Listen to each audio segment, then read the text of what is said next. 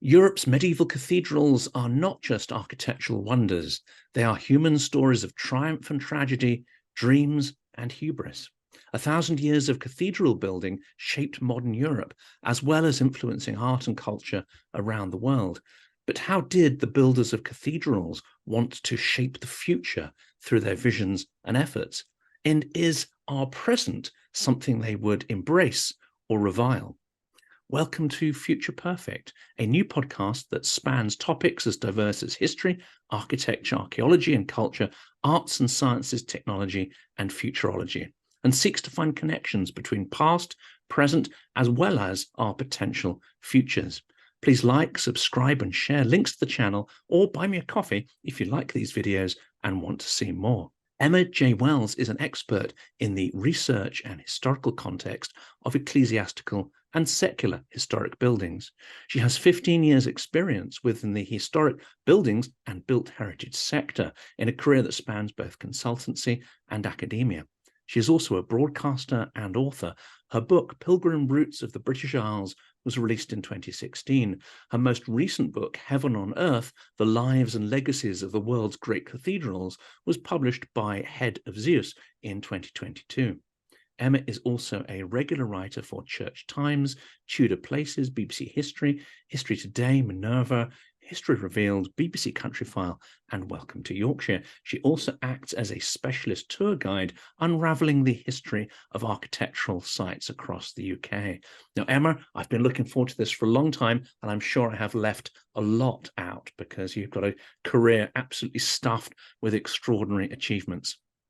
Well, thank you. That's it's quite an accolade, really. But it's 15 years doesn't feel that long, actually. But And how you applying that knowledge now? Because you're more on the consulting rather than academia side, aren't you? yes. So actually, really, as technically, I'm a technical director in historic buildings in the private sector, but I am interacting with, if you will, historic buildings on a daily basis now, because I sort of analyze them, research them, etc., as all part and parcel of the planning and development process. So even though when I was in academia, technically I was researching buildings every day, I'm now sort of face to face or face to stone with a lot of them now, which is fantastic. And I guess it's the future of buildings that really concerns you, how to preserve them, how to make sense of them in their current contexts. How would the builders of these structures sort of view perhaps what we're doing with them? Would they even recognize the remnants of their buildings that history has bequeathed to us? Well, I think that's a really interesting question, because I think there's a very there's a real sort of dichotomy between whether we preserve, conserve, or restore. And as the centuries have sort of droned on, we have droned on about which we should be doing. You know, do we preserve an aspect? Do we conserve? Do we sort of fix what's there? You know, make it in keeping with what's there? Or do we restore? Do we just completely rebuild as was? You know, very broadly. And I think that our sort of conservation philosophy today, we do tend to go down the conservation route, but actually that's largely how our sort of ancestors have gone, really. And I think we tend to forget, you know, we see the sort of historic fabric, and I use that term very loosely, but the older fabric is, the more significant it is, the more special it is. And of course that's true, but it doesn't mean that every century that's contributed to a building since is any less significant. You know, the Victorian alterations might be more significant than medieval, God forbid. And so I just think we need to remember that our buildings are sort of constantly in flux. You know, fabric is constantly in flux. We have always added to, responded to, whether it's calamity, chaos, you know, mistakes, etc., when it comes to architecture, and we'll continue to do so. So it's nothing new. And that sanctity we place on the older aspects of buildings, is that a relatively new phenomenon? Because I guess what strikes you when you go around buildings is, you know, you read the stories and you start to realize how much has been lost, not just how much has been preserved. Yeah. Again, it's a question I ask myself every day in the day job, because today you would think that the more historic aspects of fabric, that let's be honest, they really are seen as the more significant aspects. However, I wouldn't say that certainly hasn't always been the case. I think there have been changes over time in the sort of sentiment and perspective towards what is most important about a particular building. And if we go back to the sort of 19th century era, that was a very interesting time because there was this sort of renewed focus on the Middle Ages and the idea that the Middle Ages was the sort of utopia when ecclesiastical architecture particularly was born, and we should aspire to repeat that again. But what they then did was they restored medieval fabric, i.e. they got rid of it all and they rebuilt it in the image of what it used to look like. So you had new in the image of the old. So that's a very interesting, it's the sort of design of the historic, yet using modern as was fabric. So who knows? And I think it'll change again probably in 10, 20, 30 years. And resurfacing was another thing Victorians loved to do, didn't they? Replacing the old stones, smoothing them out, taking all the accretions off the buildings, little shops or chapels or whatever that are clinging to these structures. They're a massive kind of, dare I say, cleaning up and making things more symmetrical, which not historical. No, and I think again that goes back to that sort of dichotomy between if you want it to look like the sort of medieval perfect vision, utopian vision of what was, well then you need the additional chapels, chantries, tombs, etc., that make it so eclectic in design. Yet what they're sort of doing was, yes, it becomes an idealized version of the past. I think what the Victorians particularly did, and to be honest, we still do that to this very day. I find myself fighting a lot with local authorities about, well, hang on a minute, what we've contributed, how is that any less significant than what someone did 50, 100, 200 years ago?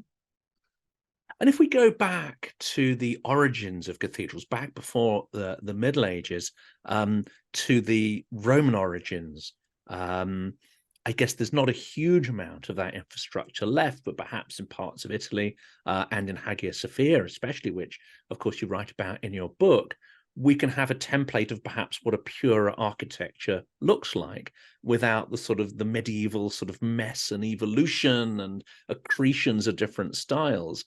I mean, is that something that Victorians perhaps hark back to, is a sort of purity of style, or is it something else? I think it's purity of style. I think absolutely it is. But to them, the Romanesque was not that style, it was the Gothic. And so we move from that sort of Romanesque influence and the round arches, the semicircular arches, to the pointed arch and the buildings that are sort of visions of the heavenly Jerusalem, you know, maximum height, maximum light. That was their idealistic vision, rather than the Romanesque. Of course, we had to go through the Romanesque to get to the Gothic, but it was the Gothic that was the sort of pinnacle of ecclesiastical architectural design. And cathedrals themselves, I mean, can they all, to an extent, be seen as transitional structures, either from one style to another, or transitions of, say, storytelling in stone? What can you read into them in terms of transitions? Yes, I think obviously it depends on the site, but you know, in a lot of our, let's say, medieval cathedrals, and again, use that term loosely, but some of the most well-known of our cathedrals, particularly in England, they are representative of pretty much 1,000 years of history and therefore changes. And from really the Romanesque, we don't have many that are earlier than that, a couple that are perhaps slightly, but from the Romanesque, when obviously the Romanesque era, I should say, rather than when the Romans left Britain. But what we see is we start from that sort of harkening back to and the influence of the basilica, so the multi-purpose aisle public building as was in Rome. That's how our cathedral sort of started. So our great sort of semicircular arches, wide naves, they're all imitating their Roman forebears, that great big basilica. But then what's so interesting is the style then responds to what's going on politically within the country. And so once William the Conqueror comes along, we have the Norman invasion.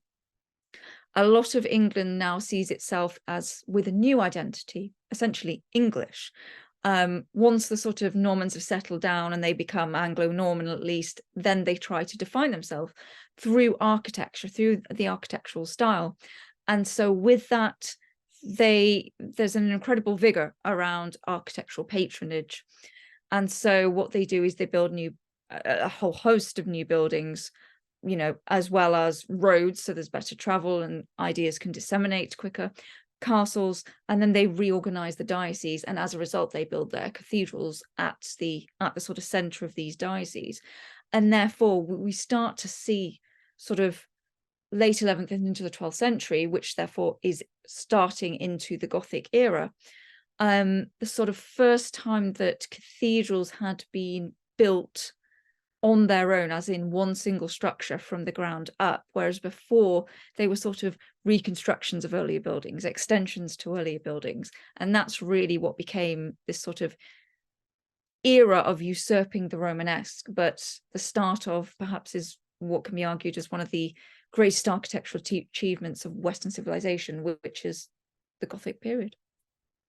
And to what extent, I think you sort of partially started to address this, but to what extent are these buildings then a reflection of wealth, power, status, and especially privilege, not only for their patrons, but possibly also for sort of power structures you might get, either locally, regionally, nationally? And how does that change then from structures which kind of evolve and accrue to ones that become standalone? I assume it's much more expensive and complex to build those latter structures than to, you know, build on what came before. Yeah, it sort of ties into this era of change, which post the Norman conquest period. With all this reorganization, there were really very few men that had a lot of wealth in England, and the majority of them were churchmen as well as warriors, really, let's be honest. Some both, some not all, but therefore the wealth was distributed around a very small number of people who held these positions of power, which were largely ecclesiastical positions. And as a result, they had the funds to invest in great churches, which were, yes, they were, as I said, temples to God. They were imitations of the heavenly Jerusalem. You know, heaven on earth, essentially. But also, as you say, they were representations of power, of authority, of identity of that particular head of the church. Usually it was the bishop and the archbishop for the great cathedrals. And at the same time, they had, because they owned the diocese and the majority of the land within those dioceses, therefore they had money coming in, but also pilgrimage. This was the time, the sort of birth of the cult of the saints, when, you know, every single day pretty much had a feast to a saint, and every church and every cathedral had to have a relic. It was Emperor Charlemagne in 801 who said that every altar had to have a relic inserted within it, and if not, a church was not considered sanctified, essentially. And so what this meant was you needed a saint for your church. You needed to have a body, or a bit of a body, or a bit of a garment associated with a body of a saint or a holy person that would allow pilgrims to come on pilgrimage to your church or to your cathedral, and therefore visit this particular saint. Hopefully they will perform a miracle in return, or cure them of some sort of ailment, or I don't know, they might just have had a hard harvest or something like that. So they'd come and visit the saint for several different reasons. But as a result, they would offer an offering. They would give an offering in return. And the offerings that came in were, today we're talking millions of pounds, you know, every year, and then pretty much every day of the year. And so this is what drove the sort of cathedral crusade, as we call it, which was this great era of cathedral building, which was sort of 12th century arguably right through to the early 16th century, before the break with Rome. So as a result, there was just so much money flying around, and therefore the way to invest and therefore ensure that your soul would obviously get through purgatory and into heaven quickly was to spend it on the church, to spend it on whether it was a chantry chapel where masses would be said for your soul, or you might have your own stained glass window or a ledger stone or something, or a monument. So it was essentially a bit of an investment scheme in architectural fabric. So hence why we have such grand architectural ecclesiastical edifices. That also suggests perhaps that different churches might have had different economic models, some perhaps more dependent on a single patron, some perhaps dependent more on the economics, if you say land and the wealth of that land. Others, it sounds like, sort of managed to almost like crowdsource, as it were, their funds from pilgrims, I guess, offering but maybe even rest and hostelry and so on. Does that also explain why, if you have a big city, then it's naturally have a big church. But of course, in some places like Wales, you have something which is minute in terms of population, and an extraordinarily sort of grand and rich edifice. Yeah, I think obviously we have to be careful now, because we think of a city as a great urban sprawl, great big urban metropolitan, whereas a city was a city if it had a cathedral within it. Hence why just down the road from me there is Ripon, which was, I believe, the smallest city. I believe now it's Wells, so we must have grown, I think, in Ripon. But the point of it was these were areas of great wealth. Now, the reason for that, there are various different reasons, but the majority was, if we take Wells as an example, that goes right back to the Roman era. There was a sacred well, hence where the name comes from. There then was a Roman mausoleum and likely a shrine, which then turned into an early church and chapel to St. Andrew. And then it built, and then they expanded and expanded and expanded, essentially because there was so much pilgrimage, there was so many people flocking, and there was so much money around those areas. And also, I won't get into it too much, because of this era of post-Norman conquest, the dioceses were reorganized as well. So a lot of the smaller ones were then reorganized, and you had one particular place at the center of that diocese. Wells is an interesting one too, because throughout the medieval era, they were fighting for the bishopric. So between Wells, Glastonbury, and Bath, they all kept losing it to one another. So they were trying to, vying for that bishopric title back, cathedral church title, and therefore they were elaborating and rebuilding to make their church fitting enough to gain their title back. So there's that going on too. So yes, they might seem small to us today, but they were extremely wealthy, important centers of worship and of ecclesiastical and political power at the time. And you've talked about sort of them as displays of wealth, or certainly, reflective of their patrons' wealth and status.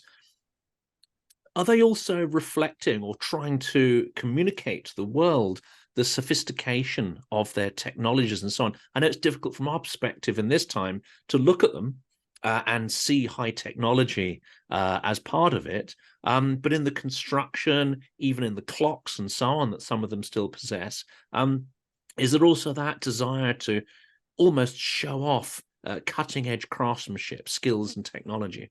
Yeah, absolutely. And I think what's so interesting too is that ecclesiastical architecture tended to be the pioneers of architectural styles and technologies and innovations in that.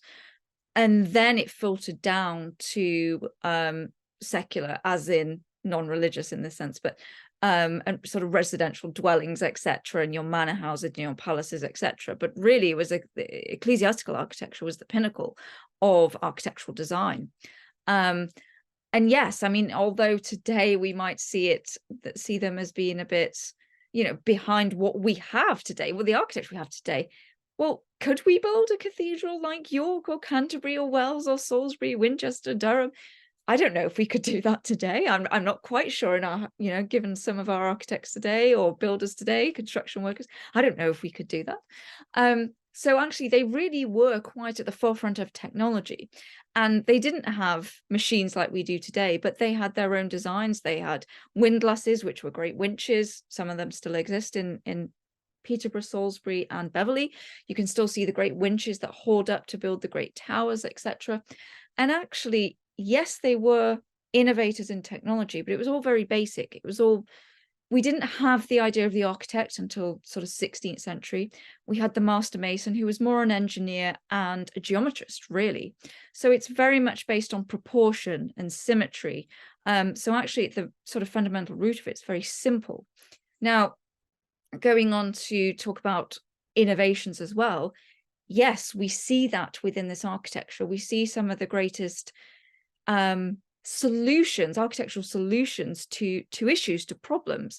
I could think at Salisbury and Wells. We all know Wells for the great strainer arches, the great scissors or owl eyes, whatever you want to call them, that sort of hug the crossing, the central crossing, so below the tower there. And that they are there to shore up the tower because it was extended. It wasn't built for the great tower that it had and spire, which ended up not to be, that fell down, but it was started, the piers beneath were starting to twist and turn, hence the great strainer arches. But actually these were first inputted into Salisbury Cathedral in the Eastern Crossing. And if you look across the Eastern Crossing, where there's an Anthony Gormley statue now, if you go to Salisbury and look for the Gormley statue, you'll see these great big sort of kisses or crosses, and then great braces across the triforium around the crossing. And that was William Joy, the master mason at Wells and Salisbury. That was his innovative solution to the same thing happening at Salisbury first. He then revised it, inserted into Wells, and those are the strainer arches we have today. So absolutely, they are at the forefront of architectural design and technology and innovation. And gloriously beautiful as well. I mean, they managed to make it look organic into the process. You would never know. You would never know that these inserted elements, these features, of which are now just, as you say, an organic part of the design, were actually solutions to the whole thing not collapsing and falling down. And of course, things did collapse, didn't they? Frequently, Wells is, so fantastic with the lantern because of a disaster that actually occurred. Yep. The Tholos or Tholos, as we know, there was a great big smash into the roof. They had an earthquake as well. All of our cathedrals have suffered from fire. York, I think it was 5 or 6 times, has gone up in flames. Or, as we say, towers, central towers were the bane of the medieval masons. They played a nuisance and havoc with the fabric, because really when the structures were first constructed and designed, they weren't built for these great central towers. They were, if we look at Durham, for example, or a Romanesque building, the towers are much more squat, and therefore they have these great oil drum round piers holding up, shoring up the sort of thrust that's coming down. But when we get to the Gothic era a little bit later, you see sort of clustered shafts, clustered columns, which cannot take as much of the thrust down outwards. Hence you get flying buttresses that counteract that. But what that meant was there was a lot more room for movement. And so when you're putting more and more weight on the central crossing of a church, which essentially has nothing below the crossing, yes, it might have 4 piers, but that's all, then things go wrong. Often things go wrong and they start twisting and turning and pushing outwards.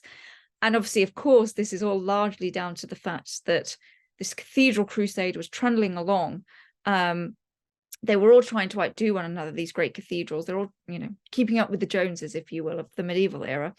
And therefore they wanted their towers to get higher and higher and be better than so-and-so down the road, which is what we see at Salisbury. Now it is the highest still. Wasn't always. We did have Lincoln, that fell down, went straight into the Chapter House, and Old St. Paul's. But now it still is the tallest spire. But because of that, all that weight pushed down, because they wanted to build higher and higher. And therefore the medieval masons had to think of ways to ensure it didn't collapse, the whole cathedral. It's extraordinary, and actually how much we no longer see that, because it didn't last. Another aspect of experiencing cathedrals is that our experience would be very different to someone in the pre-Reformation era, isn't it? In terms of sculpture, painting, color. How different is our modern experience from what it would have been when these cathedrals were first completed? Yes, this is a really important point. I think the easiest to say is night and day, and I use that term night and day a bit tongue-in-cheek because the experience in the medieval era would have sort of been a kaleidoscope of color, great chiaroscuro effects of light and dark and this interplay. But even if we were starting from the exterior, the great western fronts, which were, if you think of Wells and Salisbury, they were great big sort of artistic backdrops or stages to the Palm Sunday processions. The processions would go through the west door. That's what they were there for. And great big musical instruments at Wells as well. But they were all brightly coloured. They were great, reds and blues and golds, largely those three. And today we would think that's quite, I don't want to use the word tacky, but gaudy at least, but it's just too much. We can't imagine that they were coloured. And as you would walk into the nave as well, there would have been painted walls, painted ceilings. Reds, blacks and whites were the most common. And of course you had your sort of jewel boxes of the stained glass windows as well. We don't have all of them left, so we can't quite imagine what it would have looked like. But in addition to that too, we would have choir screens, again painted, rood screens with the rood as in the crucified Christ with Mary and St. John either side. That is the rood. So the rood would be at the western end of the nave. Then you would have the choir screen. And then also you would have had gates. So today we can largely freely walk around most cathedrals. We can wander at ease into the transepts, into the choir, into the eastern ends, wherever we want to go. In the medieval era, that was certainly not the case. You would walk into a very noisy nave where people were playing games, were dating. There's evidence of that. There would be stalls in there, cockfighting, dog fighting, all of these going on in the nave. It was a sort of communal area. And then there would be gates at the end of the aisles in the nave. There would be the rood screen. And then only at certain times and on certain days would you be able to, as a layman or laywoman, walk through into the eastern end, into the most sacred areas of the church and visit the saints, or, well, that was pretty much all you were going to visit, but relics and saints in the eastern end. You could not walk freely through, and your view visually towards the eastern end was very, very limited. You would only really be able to see the sort of ceiling area, if you will, above the high altar. And of course, that moves me on to the other thing, which is services were in Latin, ecclesiastical Latin. The church had its own language, which the everyday layman and laywoman could not understand.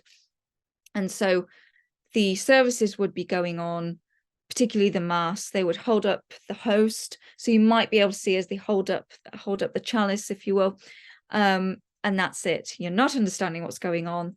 The priest is facing east, not you, west, to the west, and holding up the host, and that's pretty much all you can see. So it's a very different experience to anything we can understand to this day. It sounds much more akin to sort of Orthodox churches that you might get in Russia. Not that many survived the revolution. Many were sort of stripped and damaged and sort of recreations these days. But if you go into St. Basil's, it's an assault on the senses. And you also get this sense of little compartmentalized areas. There's no seats, as you say. There's people milling around doing their own thing.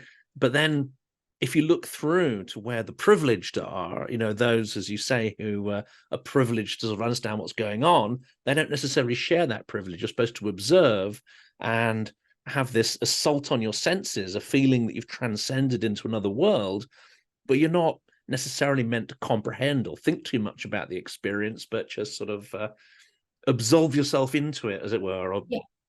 Yeah, I think that's a really a great way to describe it. It certainly was a synesthetic, sensorial experience, absolutely. And particularly when you were going to visit the saint shrines, etc.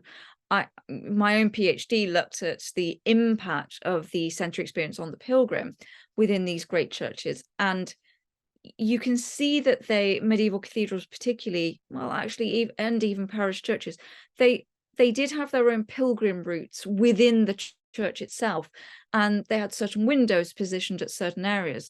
They had routes that you could walk through. The shrines had their own paintings, so there was sort of stimuli for the everyday person.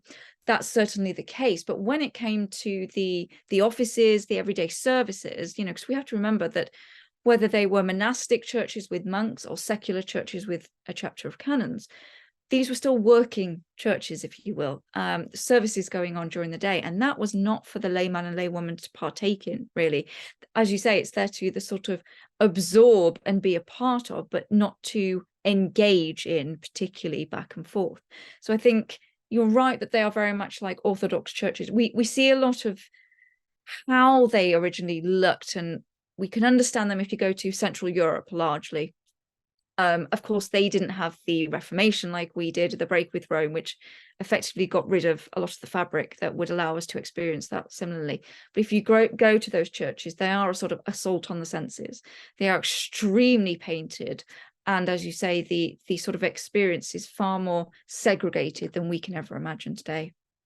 And we put labels on it like Reformation and so on and try to understand it intellectually. But how important is literacy to this process?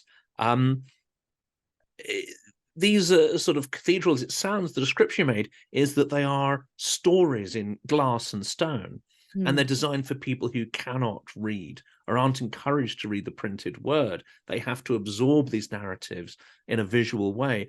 So this transition to a more literate population, how critical is that to this change in visual aesthetics? Well, I would argue it's very important. Now, the concept of the church and its art and architecture being Biblia Pauperum, or Bibles for the poor, is one it's a scholarly debate that still rages on.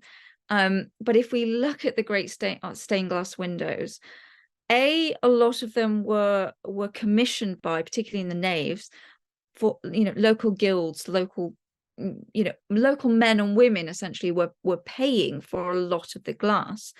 And so you find a lot of allegorical and secular, again, non-religious subjects, particularly within the marginalia, the borders around stained glass. So yes, you might have your main sort of religious elements in the main lights, but around it you had everyday goings on. And so the idea of Biblia Pauperum is that the glass, the paintings, etc., the screens were there for those who could not read and write, who were illiterate. Now, I caveat that by stating that actually the illiteracy rates or literacy rates was higher than many actually do think, as much as 55 to 60%. We do believe now. But the art and architecture does tell a different story, and it does sort of convey the idea of the Bible in the artistic sense. What's also interesting in some of the documentary sources, one off the top of my head is the anonymous author of the prologue to Country Tales, The Tale of Berin. Now, in that very interesting read, there is a conversation about tour guides interpreting the windows and sort of showing the pilgrims around Canterbury Cathedral. And, they're sort of getting things wrong and they're trying to decipher what's going on in the windows, and the tour guides are pointing things out, etc. So if that's the case, perhaps, certainly that was the case. They just had tour guides pointing them in the right direction.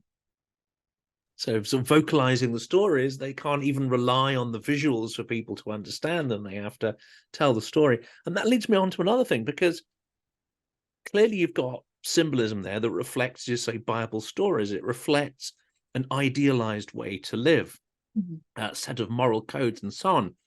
But there are other things on churches as well. And you've got a fantastic newsletter called The Naughty Bits. But to make a serious point, it's not just about scatological humor and the riot of inappropriate things that also adorn cathedrals. To give another Orthodox example, one of my favorite churches is in a town called Vladimir, which is a very old sort of region of Russia. And there the ruler converted to Christianity. But just to make sure, he adorned his church with a riot of symbols, both Christian symbols, or his interpretation of them, but also many, many pagan symbols at the same time, just to hedge his bets, just in case that wasn't true. You have to kind of appease both sides. Do we see any sort of hints towards folklore and paganism? Yeah, we do, particularly the sort of early English era, as we call it now, Anglo-Saxon as was. That particularly, we do see that sort of hybridity of paganism and Christianity, because it's sort of the birth of Christianity and the end of paganism, but they very much meld into one another at that sort of 8th to 11th century, maybe a bit earlier, maybe we'll go 6th to 11th century period, really. And particularly in the more remote areas and rural areas of England overall, you do see the idea of the green man, etc., those types. And, you know, it's still disputed to this day whether the green man is a pagan symbol or whether the green man is a Christian symbol. Who knows? None of us know yet, really. Whether we ever will, who knows? But there's sort of this enmeshing of the two, because, you know, even Easter, etc., has its birth in Eostra, you know, the pagan seasons. So I think that it was such an era of change, but very slow change, and therefore a lot of what we have from Christianity comes from paganism anyway. So as you say, it's not just naughty humor, but they are sort of hedging their bets because they're just very slowly moving into that Christian era too. And you know, adorning the buildings with some of these naughty bits, is that another way just to keep people engaged and keep their attention engaged, and, you know, just mixing it up a little bit to make it more entertaining? I wish I could answer that question. The reason I say that is we have no clue. Scholars have been analysing where these naughty images are placed.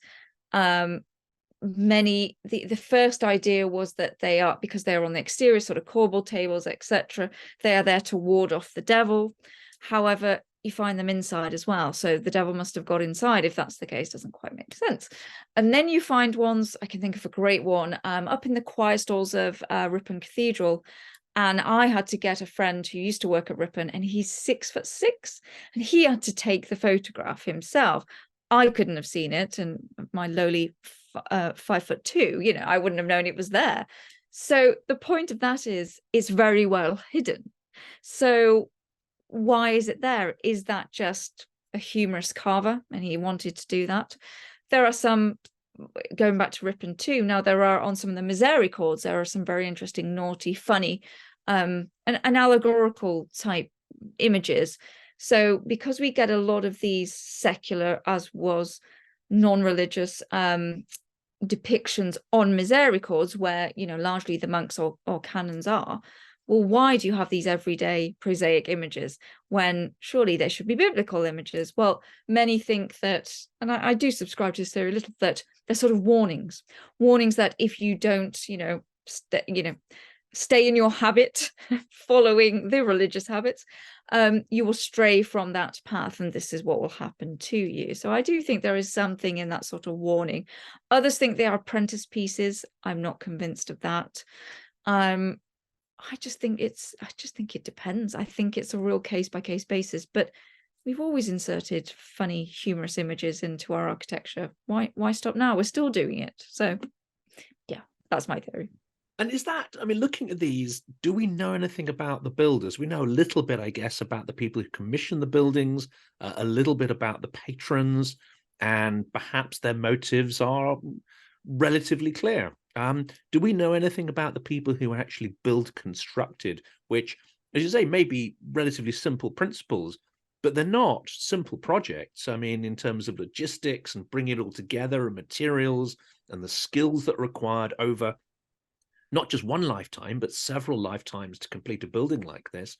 Yeah. What do we know about the constructors of cathedrals? Well, I suppose we have to be clear on what we mean by constructors, because we have the likes of Abbot Suger of Saint-Denis, who technically was, I suppose we would call it in the modern day, the project manager, who oversaw his the rebuilding of his abbey church of Saint-Denis, and he wrote, you know, great writing all about his ideas behind the design and why he introduced all this luminous stained glass, and that it was a representation of lux nova, or the true light, as in Christ. All these, you know, he presented that in written form. But then we have no idea who the mason was, his master mason. Was that by design? Perhaps Abbot Suger wanted all the credit. And so because a lot of the masons themselves, i.e. the construction workers, were not literate, really. They were not, ecclesiastical men. We don't have a lot of evidence to say what their intentions were behind. But I think as well, we have to remember that there were so many cooks in, making the broth. So you would have the overseer, as in the ecclesiastical group of men who were deciding what was there. Then you would have the rector of the fabric, again, who would be like the PM, modern day, really. Then you would have the master mason, who's heading up your construction. And then you would have the subsequent masons and craftsmen that followed him below that. And you could have up to, several hundred craftsmen. Now, we do know, because there are documentary references to master masons, such as William Joy and Thomas Whitney, etc., in the Southwest, they were itinerant, they were moving from one site to the next site to the next. And we can read them and their travels in their career through their architectural styles. So-and-so did this here, and we can see that here, etc. But we don't know a lot about the master masons themselves. As I say, there's a great book by Harvey on I think it's called English Medieval Architects, and so he's gone into there's a lot of background on some of the master masons, but it is more references of so and so worked up there and so worked in there, and he was paid this. But that's pretty much as much as we know, really. And I guess the lifetime of a project could be decades or even 100 years or more. That must have outlasted the vision of a particular master mason. So how, or maybe this didn't happen, how do people understand what the original intention was, the original design and vision, and then carry that through on generations? Or do we have cases where they either didn't know what the intention was, or decided that was kind of wrong and fashions changed? And we got examples of these things. All of the above, really. So medieval masons were obviously well aware, when they commenced the construction of a project, that they would not live to see its conclusion, majority of them. Of course, there were anomalies in that. Chartres was about 40-50 years, Salisbury 38 years. So that master mason, yes. Now, however, the majority, they are anomalies, as I say. The majority of our buildings, our cathedrals, particularly medieval Gothic, were built over several hundred years. And so absolutely right. So they essentially, they might have been built in one fashion. I can think York is a great example, that they were built in the very early English Gothic style, and then someone else came to the throne, i.e. Thomas of Bayeux. I'm thinking he came to the archbishopric and he wanted to, reorganize, reorder, and rebuild. So gets more money, starts to rebuild, redesign, etc. So it might just be that, I don't know, they've built the East End, someone else comes along and then they'll start rebuilding the rest of the East End, and then someone else comes along and then rebuild the choirs, the transepts, and then they'll rebuild the nave, etc., etc. And then someone else will come along, decide to, no, I'm going to down that nave and we'll rebuild entirely. I'm thinking Winchester.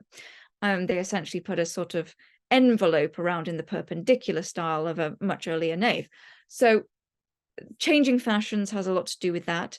Changing ideas of the bishop or archbishop, but also it could be because of a changing fashion that they want to change their building, but also they might just want to put their mark on it. So for all these different things, all these different reasons, they just change and change over time. Or there might be the construction of a chantry chapel or several chantry chapels, and therefore they have to have a complete reorganization of an East End. Or such as at Wells and Winchester, they completely reorganize based on, well, for Wells, they want to make it a cathedral church again. They want to win the bishopric back. And so they think, right, we've got to establish our ancestry, if you will. We've got to show that we go right back to the Anglo-Saxon period. And therefore they rebuild their East End. At first they keep it as sort of a relic, and then they rebuild to have a sort of exhibition of their Anglo-Saxon bishops, and they have them all in tombs around the East End. So they do it for all different reasons. So fashion's one thing, but we tend to impose on the buildings periods and progressions, and we have this concept of progress through different architectural styles. Is this a concept they would have had at the time, or do they have a much more sort of cyclical, eternal view of the times they're living in, or might they have seen what they're doing as superior to or an advance upon what came earlier? Well, I think it's a very interesting question. I don't think at the time they really knew that things were I'm contradicting myself here. What I was going to say was, certainly Gothic wasn't Gothic at the time of Gothic. You know, by no means did anyone call Gothic Gothic. And the actual name derived from the fact that Gothic wasn't really liked during its initial period. And actually at the end of the period, in the 16th century, critics identified it with the barbarian Goths of the Germanic lands. Of course, they overthrew the culture of ancient Rome in the 4th to 5th century. And Giorgio Vasari, he called it monstrous, barbarous, and disorderly, I think the quote is. So it was actually seen as quite a derogatory style.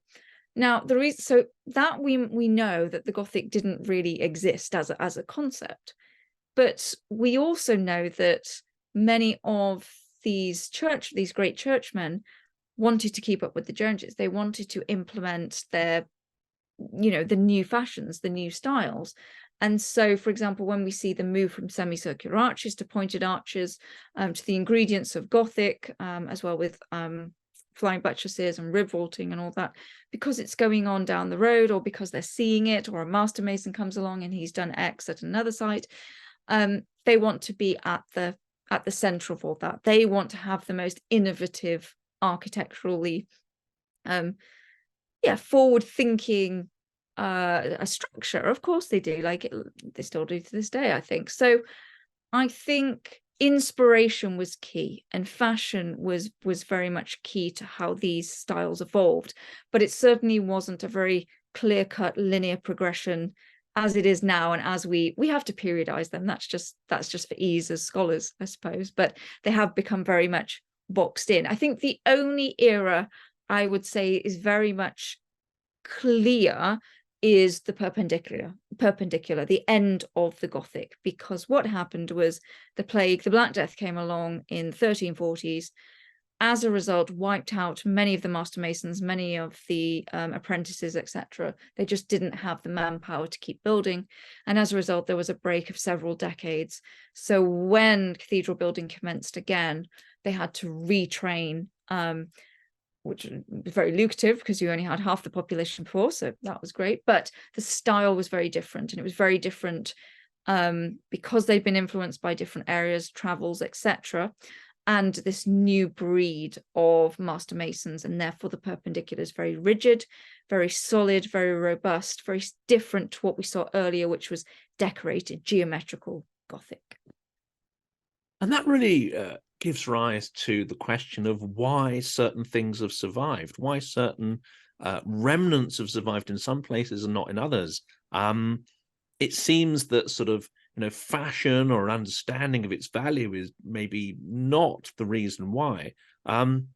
Is poverty one of the best preservers? The fact that you don't have money to rebuild, the fact you have to make do amend with what you've got. Well, in England, I think, again, unfortunately, we have to go back to the Reformation. So that is one of the main issues surrounding what survives and what hasn't. And yes and no is the answer to your question there. And I'm thinking of, so when obviously Henry VIII broke with Rome, yes, things severed, etc. But it wasn't really until Edward, his son, came along that the gloves were off, and that there was the breaking of images. The stained glass was gone, rood screens were gone, anything really artistic painted was gone. Henry was a bit wishy-washy, I'll be honest, and he really was a Catholic to his dying day. So, and of course, then we get Mary, things change again, and then we get Elizabeth, and things change again. So what was needed was money to reflect and to adhere to all of these changing religious vicissitudes. So in certain areas such as East Anglia, you have quite a lot left because, well, for several reasons, because it was quite a Catholic area. And I say that very broadly. a little bit like Yorkshire, very Catholic in the north. But actually, if you look at East Anglia compared to Yorkshire, that what's left of that era, we have nothing in Yorkshire. And East Anglia, there's a lot left. But a lot of that does seem to be because there wasn't the money. Yes, they might buy, when they needed to buy a Bible for the naves, they bought it. Some of them waited 4 years. We see this in the records. Others, they would just scratch out the faces of saints so that the power of that saint was seemed to be eroded, because the face and the hands is where the power sort of emanated from saintly figures. And so they left things on display. Some hid certain things and they got away with it that case. But then I'm thinking of the Southwest as well, where a lot still survives. But that really was because they just, the commissioners, Henry's commissioners, Edward's, etc., they just didn't get to them really in time. It just took a long time. And we find even in some of the remote areas of Cornwall that stained glass windows, saintly stained glass windows, were still being installed right into the 1530s and 40s. So, I mean, that just shows that things really hadn't infiltrated and didn't really get there. So there are all these different problems and issues and reasons why things survive and things don't. It's case by case basis, really. So you've got the Reformation. What about those dear Victorians as well? Because a lot of stuff was preserved, but a lot of stuff was either completely rebuilt or resurfaced in a way that eliminated that sense of its historic, that historic character it might have had. So how far can we blame Victorians for another wave of destruction? Yeah, well, should we call it destruction? That's another question too. Even the Reformation, are we allowed to call that destruction? Yes. Again, I think again we can blame a lot of this on the church itself, because a lot of the great architects of the Victorian era were ecclesiastical architects, and therefore, yes, a lot of them wanted to put their mark on the churches during this great wave, this sort of renewal, this renaissance of the Middle Ages, of the medieval style. As I say, they saw it as this era when sort of in the later 19th century, there was this rebirth of Anglo-Catholicism, or the birth really of Anglo-Catholicism. And as a result, they harken back to the medieval era when Catholicism was seen as I say, the utopian era of worship. And they wanted to emulate that and imitate that, mimic it really. And so what you get is a lot of pastiche. So really they get rid of the actual historic fabric, out with the old, in with the new, but let's copy it as it was. And so it just becomes this architectural pastiche, which doesn't really mean anything. But I think a lot of that was simply because the church had a lot of money. The architects wanted to cut their teeth on this style and show that it was a sort of utopian architectural vision of theirs, and they could leave that mark as well. So it's a very interesting time, and to me, it's a very odd time in architectural history. I mean, I'm going to do an equivalent program on the destruction of secular architecture, which I think few people are aware. The Luftwaffe did far less damage than was done in the 1860s and 70s to our secular buildings. The last question, because I could, fire questions at you for hours still, but I know it's already late. The last question then is really which your favorites are, because we're going to put a link to your books rather, in here. I'm going to strongly encourage people to come along, because you do quite a lot of speaking events as well. But point them to, within your book, your favorites. And are your favorites those examples of cathedrals that have more of a pure or unitary style, or the ones that show the evolution of different era? Well, this is one of the hardest questions I get asked. Now, my favorites are, I have to say, Salisbury. So uniform, very uniform, 38 years. But what I love about Salisbury is the fact that it moved from Old Sarum, from a Romanesque cathedral, and then due to issues with the castle next door, or the neighbours from hell in the castle next door, or up on Old Sarum, the Iron Age hill fort, Bishop Poor decided to move his cathedral down into 2 miles away, down where Salisbury is to this very day, and built it in 38 years. But what's so very interesting, Salisbury, the cathedral is fantastic because it is that early English uniform style. it does have decorative, what it does, it sort of increases in decoration as you get towards the east, the most sacred area, but it also sort of sprinkles decoration in the most sacred areas where Osmond's tomb would be. St. Osmond was there, things like that. Now, of course, Salisbury was a secular cathedral as well, so it's all built around procession. And again, what's so fascinating about Salisbury is Old Sarum was obviously the birthplace of the Sarum rite, or the rite of Sarum, the use of Sarum, which effectively became the guidebook, the rule book for the liturgy that we still to this day use in the English parish church. And so you can just see all of these elements and the importance of procession and the liturgy integrated within the fabric, not to mention, as I've mentioned already, William Joy's innovative solution to bracing a sort of twisting cathedral due to the height above. There is also a remaining windlass, the great big winch. If you go up on the tower tour in Salisbury, that's still there. And therefore, Salisbury and Wells, because we then see William Joy's development, what he does next, and the fact that, you know, Wells is surrounded by the great cathedral close, which is one of the only remaining cathedral closes, as was, and it has the vicar's close, the vicar's choral houses, the remaining, the best preserved earliest residential street, 14th century vicar's close. That's fantastic. Not to mention at Wells, there is the first floor chapter house above the sacristy, or the strong room, you know, where all the jewels, treasures would be kept, which is an oddity in itself. But at the same time, I love York and I love Canterbury, because we see some of the greatest flares of Gothic there. And York was built around St. William of York, who was a local saint, but he has a huge window in the north aisle, the north choir aisle there. You have the Great East Window, which is a representation of Book of Revelation.